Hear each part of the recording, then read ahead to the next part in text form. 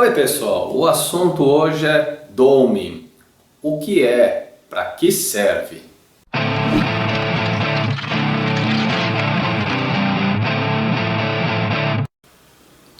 Antes de começar, gente, o YouTube me falou que se eu quiser ajudar mais pessoas, indiretamente ele me falou, na verdade mandou uma mensagem, se eu quiser ajudar mais pessoas, que esse vídeo possa ajudar mais pessoas, eu tenho que pedir para vocês, o que eu acho uma coisa ruim, mas eu tenho que pedir para vocês se inscreverem, curtirem e compartilharem com quem vocês acham que pode ser útil. Então não é uma coisa que eu costumo pedir, mas o YouTube me falou que se eu quiser atingir mais pessoas, eu tenho que solicitar isso a vocês, que se inscrevam, que curtam, patati patatá, compartilhem, etc. A técnica de doming é muito falada, é muito utilizada hoje em dia, nos artesanatos principalmente. Mas esse tipo de técnica é uma técnica já bem antiga. Antigamente se usava muito na confecção de etiquetas, sejam etiquetas flexíveis, etiquetas rígidas, em chaveiros, em brindes. Como o próprio nome diz, na verdade é como se você estivesse fazendo um domo, um domo levemente arredondado sobre algum tipo de superfície. Esse tipo de técnica normalmente é utilizado com resinas transparentes, porque você quer fazer essa proteção desse domo, mas ao mesmo tempo você não quer perder a visualização do que tem embaixo.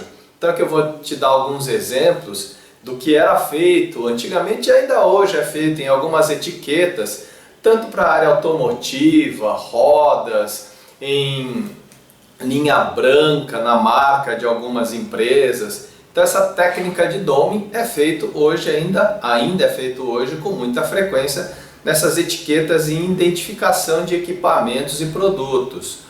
Não é utilizado somente resina epóxi, tem outros produtos que são utilizados também, desde poliuretano, alguns tipos de acrílicos ou até policarbonatos. Mas aqui especificamente nós estamos falando sobre resina epóxi, para ser utilizada principalmente em chaveiros, bandejas, porta-copos, enfim, qualquer coisa que você queira melhorar o acabamento superficial de algo. Normalmente o doming ele só é aplicado sobre superfícies planas. E o que é basicamente? É eu ter qualquer superfície plana, então na verdade sobre uma peça de resina já pronta, eu tenho uma superfície plana, completamente plana, e o que eu faço? Eu aplico uma camada de resina sobre essa superfície plana. Ela vai ficar uma película onde as bordas vão tender a ficar levemente arredondada. Por quê? A própria tensão superficial da resina, então se alguém quiser entender um pouco mais sobre tensão superficial, dá uma procuradinha nesse vídeo aqui que eu falo, explico o que é essa tensão superficial, ok? Então pela própria tensão superficial da resina, ela chega na borda e ela para, ela não escorre mais se você não exagerar na quantidade. Então a resina ela vai ter uma tendência a parar. Porém, se essa tensão superficial for quebrada, então você por um acaso encostou uma parte da resina aqui ou deixou escorrer, aí essa tensão superficial dessa beirada cai e a resina começa a escorrer. E a partir do momento que ela começou a escorrer, é muito difícil parar isso aí, porque ela já está molhada com a resina, então ela vai fazer o escorrimento. Algumas pessoas fazem algumas técnicas para, caso haja um escorrimento nessa lateral, você ainda consiga salvar alguma coisa. O que é? Proteger essa lateral e às vezes até embaixo com algo que você consiga remover depois. Então uma película de algo que você consiga remover depois. E o que as pessoas utilizam? Pode ser utilizado látex, pode ser usado então vamos colocar aqui látex. Alguns utilizam até cola branca,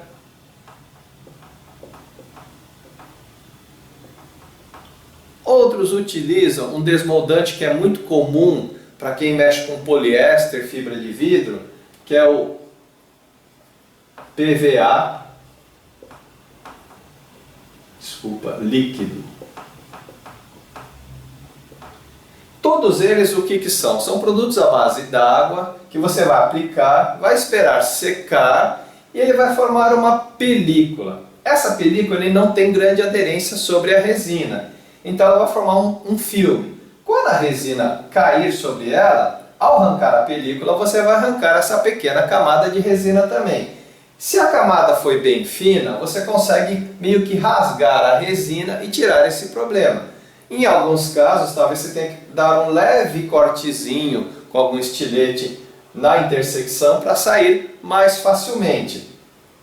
Mas esses 3 itens podem ser utilizados à sua necessidade. Aí você vê qual que lhe é mais interessante, se é o desmoldante PVA líquido, se é uma cola branca ou se é um látex. Cola branca comum, de preferência até a mais vagabunda possível. Todas elas, como são à base d'água, você vai ter que esperar um tempo para ele secar. Então essa técnica de dome ele melhora o acabamento. Eu vou dar um exemplo, para quem me segue no Instagram, talvez tenha visto, eu fiz um porta-copo com uma tampa dessa daqui, que é uma tampa de lata de leite em pó. Quando eu fiz a peça, especificamente, o que aconteceu? Se você for verificar, não sei se dá para ver, a borda dele não é muito brilhante. A resina copia igualmente o molde. Então, como ela é meio fosca e você não vai conseguir ver, mas tem umas marcações da injeção do plástico aqui, essa peça ela saiu fosca e com algumas marcações. Aí o que eu fiz? Eu fiz a aplicação de dome sobre ele e eu consegui 2 resultados muito bons. Primeiro que o brilho recuperou completamente e as marcas que tinham do plástico da tampa especificamente, elas sumiram. Não sei se vai dar para vocês enxergarem, eu acho que vai ser pouco provável de enxergar, mas aqui tem uma marcação de um número dele, tá? E aqui tem uma outra marcação referente à própria injeção do plástico, deve ser uma identificação. Mas após fazer o dome que eu coloquei sobre essa peça, além dele ficar com um acabamento muito bom, todas essas marcas sumiram. Então se você tiver algum problema, por exemplo, aí ó, tá aqui dentro, né? Se você tiver algum problema de ter dado algum problema de, por exemplo, blush, se deu algum blush, você pode dar uma lixadinha leve, limpa e aplica um dome. Se seu molde já está muito desgastado, muito velho, então ele não está sendo com brilho, você pode aplicar o dome também. Isso normalmente só é possível em peças planas. Outra coisa, quando você for aplicar, aplique sobre uma superfície que estiver muito bem nivelado.